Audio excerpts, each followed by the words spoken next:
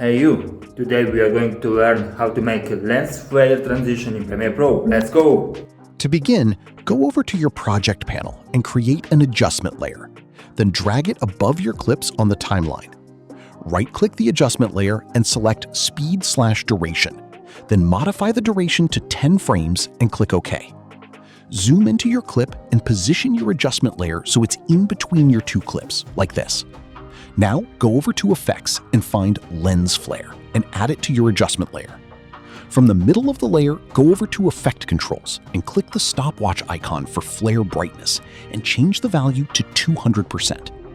Move your timeline slider to the start of the layer and change the brightness to 0. Now move to the end of the layer and change this to 0 as well. Let's solve together. Put your like and subscribe.